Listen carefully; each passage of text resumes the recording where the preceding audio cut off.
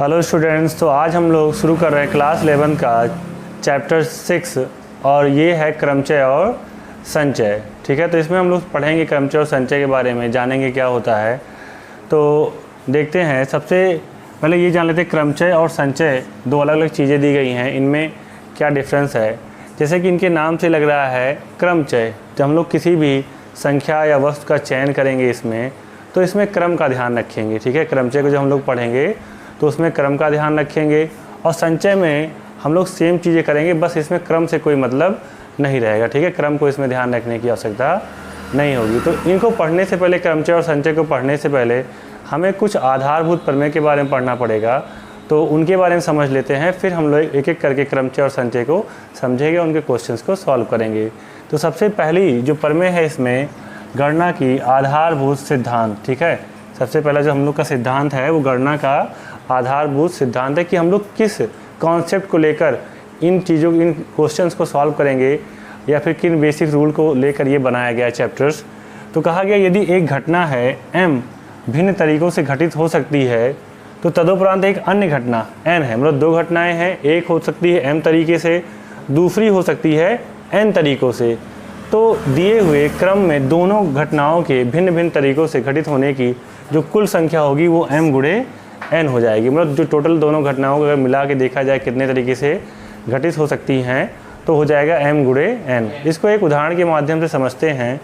जैसे हम ये कह रहे हैं कि मान लो तुम्हारे पास 3 पैंट हैं, तुम्हारे पास 3 पैंट P1, P2 और P3 हैं। तुम्हारे पास 3 पैंट हैं और 2 शर्ट है, 2 शर्ट है, इसको मान लो S1 और S2, 2 शर्ट हैं।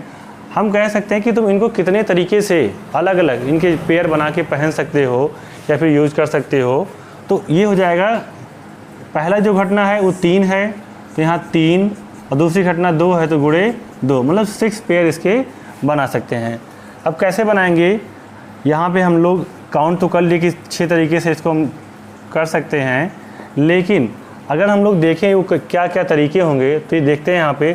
जैसे मान लो हम पहला पैंट लिए और उसके साथ पहली शर्ट को लिए, तो बन जाएगा P1 S1। वहीं हम चाहें तो पहला पैंट और दूसरी शर्ट को लें, तब बन जाएगा अपना P1 S2। इस तरीके से हम लोग बनाना चाहें तो बना सकते हैं कि दूसरी पैंट को पहने और पहली शर्ट को, तो बनेगा P2 S1।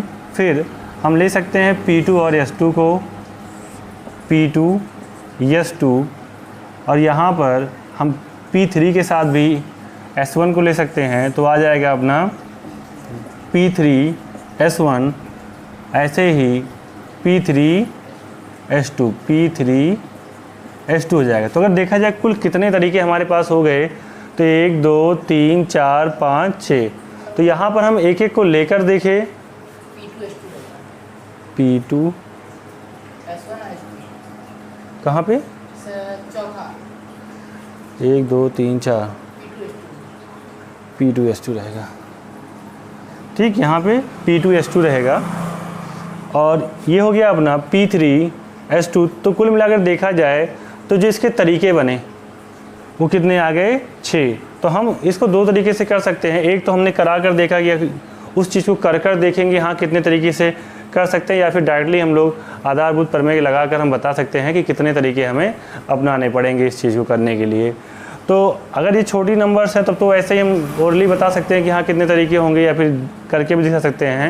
लेकिन अगर ये संख्या बहुत बड़ी हो जाए तो इनको बताने के लिए हमें करने में बहुत टाइम लग जाएगा। तो डायरेक्टली हम लोग जो ये हम लोग का सिद्धांत है, आधारभूत सिद्धांत जिसे कहते हैं, इसकी सहायता से हम लोग देख सकते हैं। तो चलिए अब जो उदाहरण दिए गए हैं उनको देखते हैं और अच्छे से हमें चीज़ें समझ में आएंगी। ठीक है, इसको आप नोट कर लीजिए। तो चलिए देखते हैं प्रश्नावली 6.1 के पहले प्रश्न को। दिया गया है अंक 1 2 3 4 और 5 से कितनी 3 अंकीय संख्याएं बनाई जा सकती हैं यदि अंकों की पुनरावृत्ति की अनुमति हो। अंकों की पुनरावृत्ति की अनुमति हो कहा गया पहले क्वेश्चन में, दूसरे में कहा गया अंकों की पुनरावृत्ति की अनुमति नहीं हो। पुनरावृत्ति का मतलब ये है कि हम लोग एक अंक को बार बार यूज कर सकते हैं, और पुनरावृत्ति ना होने का मतलब ये है कि एक अंक जो हमने यहाँ पे ले लिया है उसको दोबारा नहीं ले सकते हैं। तो चलिए समझते हैं, पहले प्रश्न का आंसर देखते हैं। अंकों की पुनरावृत्ति की अनुमति हो, तो हमें दिए कितने अंक गए हैं, 1 2 3 4 और 5, 5 अंक दिए गए हैं। कितनी अंक की संख्या बनानी, 3 अंक की संख्या बनानी है, मतलब हमारे पास 3 प्लेस होंगे। ठीक, 3 अंक की संख्या बनाने के लिए हमारे पास 3 प्लेस होंगे। तो फिर कह रहा है पुनरावृत्ति की अनुमति है, तो इन 1 2 3 4 5 में से अगर मान लो यहाँ पर पहले प्लेस पे हमने पाँचों में से कोई एक अंक रख लिया, तो अब कितने अंक बचेंगे हमारे रखने के लिए? अभी भी हमारे पास 5 अंक ही बचे हुए होंगे। मान लो हमने इसमें से 1 2 3 4 या 5 कोई भी अंक यहाँ पे ले लिया, ठीक है, पाँचों में से कोई भी अंक ले सकते हैं, ले लिए। मान लो हमने यहाँ 2 रख दिया, अभी भी हम यहाँ 2 रख सकते हैं। क्यों? क्योंकि अंकों की पुनरावृत्ति कर सकते हैं, अनुमति है पुनरावृत्ति की पहले प्रश्न में। तो इसलिए यहाँ भी 5 हो जाएगा और यहाँ भी 5, तो आ जाएगा 125। तो इसको जब हम लोग अंकों की पुनरावृत्ति कर सकते होंगे तो 3 अंकीय संख्या 125 तरीके से बनाई जा सकती है इन 5 अंकों को लेकर। दूसरे क्वेश्चन का आंसर देखेंगे, कह रहा है अंकों की पुनरावृत्ति की अनुमति नहीं है। तो तब भी उस समय भी हमारे पास प्लेस 3 ही होंगे अंक बनाने के लिए, लेकिन जब पाँचों में से हम कोई भी एक संख्या यहाँ रख देते हैं तो अब हमारे पास रखने के लिए सिर्फ 4 संख्याएँ बचेंगी। ठीक है ना, रखने के लिए सिर्फ 4, क्योंकि इन्हीं पाँचों में से हमें कोई एक संख्या यहाँ रख देना है और जो संख्या रख दिए है उसको हमें दोबारा नहीं लेना है। तो यहाँ पे हमारे पास 4 बचेगी और फिर जब 4 रख देंगे तो अब सिर्फ कितने बचेंगी, 3। तो इनको गुणा करा लेंगे तो 5 चौक 20 और 20 जाएँ 60। तब हम लोग 60 संख्याएँ बना सकते हैं इन 5 संख्याओं को लेकर। ठीक है, और ये हमने जो सॉल्व किया यही है गणना का आधारभूत सिद्धांत के आधार पर हमने सॉल्व किया है। ठीक है, नोट कर लो इसको। अगला प्रश्न देखते हैं। क्वेश्चन देखते हैं, अंक 1 2 3 4 5 6 से कितनी 3 अंकीय सम संख्याएं बनाई जा सकती हैं? ठीक है, 3 अंकीय रहेंगी संख्याएं और कहा गया है 3 अंकीय सम संख्याएं बनाई जा सकती हैं यदि अंकों की पुनरावृत्ति की जा सकती है। मतलब एक अंक को हम तीनों बार प्रयोग कर सकते हैं। लेकिन समझेंगे जो सम संख्याएं होती हैं उनमें जो इकाई का अंक होता है, तो इकाई का अंक जो होगा, इकाई का अंक वो इनमें से सिर्फ क्या हो सकता है, 2 हो सकता है या 4 या फिर 6। अगर सम संख्या बनानी है तो हम सिर्फ इकाई के अंक स्थान पर 2 4 या 6 में से कोई संख्या रख सकते हैं और कोई संख्या नहीं रख सकते हैं। तो यहाँ हम कितनी संख्या रख सकते हैं इकाई के अंक पर? 3। ठीक है, इकाई के अंक पे हम कितनी संख्या रख सकते हैं? 3।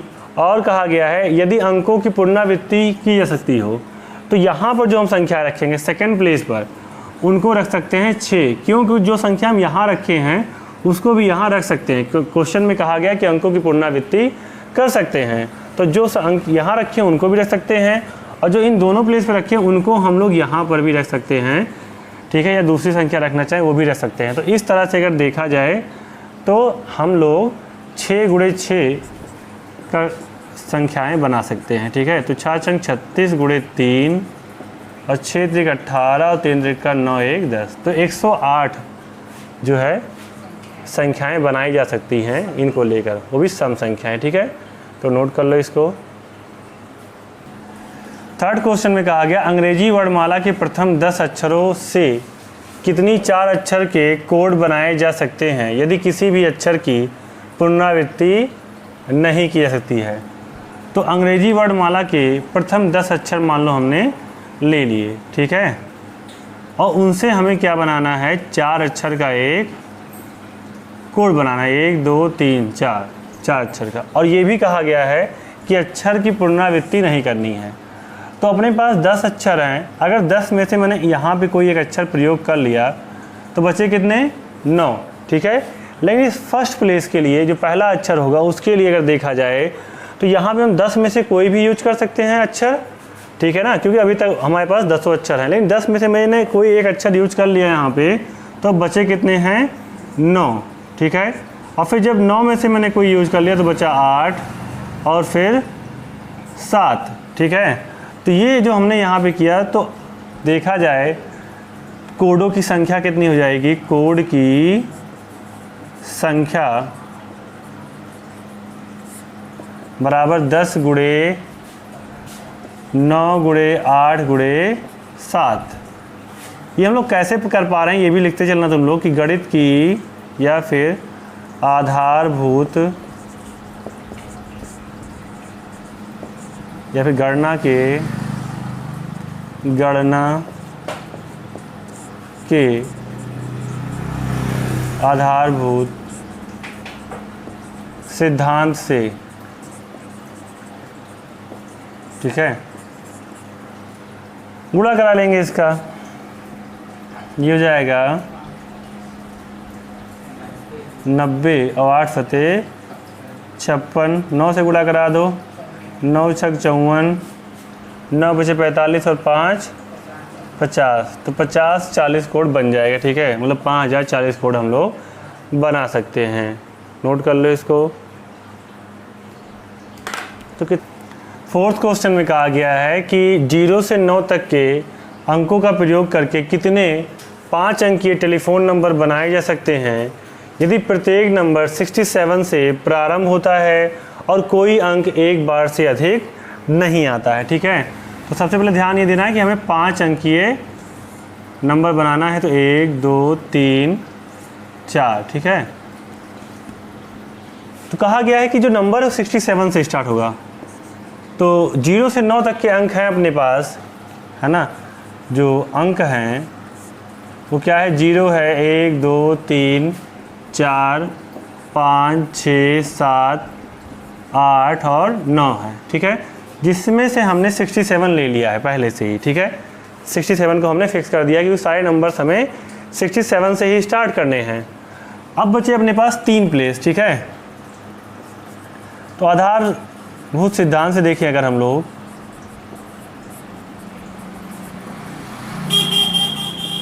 कितने तरीके हो सकते हैं, तो यहाँ पर हम कितने अंक लिख सकते हैं। अपने पास 10 अंक हैं, ठीक है। 0 से लेकर 9 तक कितने अंक हैं, 10। इसमें से हमने 2 हटा दिया, बचे 8। तो यहाँ हम 8 अंक रख सकते हैं, 8 में से कोई भी अंक रख सकते हैं। अब कहा गया है कि कोई अंक एक बार से अधिक प्रयोग नहीं होगा। 8 यहाँ रख लिए तो बचा कितना, 7, और फिर यहाँ रखने के लिए कितना बचा, 6, ठीक है। तो गुणा करा लेंगे इसको।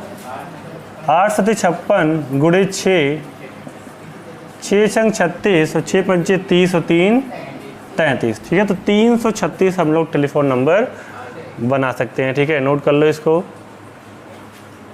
फिफ्थ क्वेश्चन में कहा गया एक सिक्का 3 बार उछाला जाता है और परिणाम अंकित कर लिए जाते हैं, परिणामों की संभव संख्या क्या है। तो जब सिक्के को एक बार उछाला जाता है तब परिणाम कितना मिल सकता है, 2 मिल सकते हैं, हेड या फिर टेल। ऐसे जब दोबारा उछालेंगे, दूसरी बार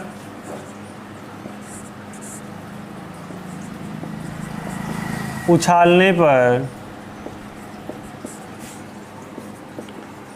परिणाम जो मिलेगा हम लोग को कितना मिलेगा, 2 मिलेगा। तीसरी बार जब उछालेंगे तब भी परिणाम कितना मिलेगा, 2 ही मिलेगा। लेकिन इन तीनों को मिला के देखा जाए कितने परिणाम टोटल होंगे, तो परिणामों की संख्या हो जाएगी कि संभव संख्या बराबर 2 गुणे 2 गुणे 2 मतलब 8 हो जाएगी, ठीक है। नोट कर लो।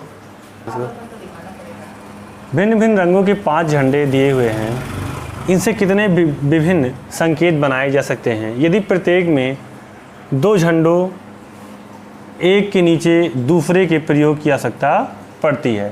देखो तुम्हें क्या करना है, सिर्फ 2 झंडे लगाने हैं एक बार में, ठीक है, एक के नीचे एक।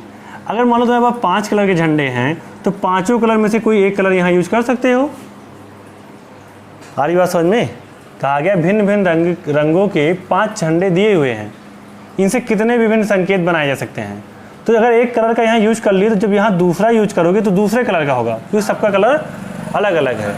तो कुल मिलाकर देखा जाए आधारभूत संरचना के आधार पर, तो विभिन्न संकेत बनाने के लिए हमें इनसे बने विभिन्न संकेत, विभिन्न जो संकेत हो जाएंगे वो जाएंगे 5 गुणे 4, मतलब 20 संकेत बनाए जा सकते हैं। मतलब 5 झंडों को 2 को एक साथ लेकर कितने संकेत बना सकते हैं? 20। ठीक है, नोट कर लो इसको। तो इस तरह से पहली एक्सरसाइज हम लोग की समाप्त हो गई। हमने यहाँ पर कुछ बेसिक बातों को समझा, उससे संबंधित जो प्रश्न थे पहली प्रश्नावली में उनको लगाए। आगे हम लोग विस्तार समझेंगे क्रमचय और संचय के बारे में। ठीक है, मिलते हैं अगले वीडियो में।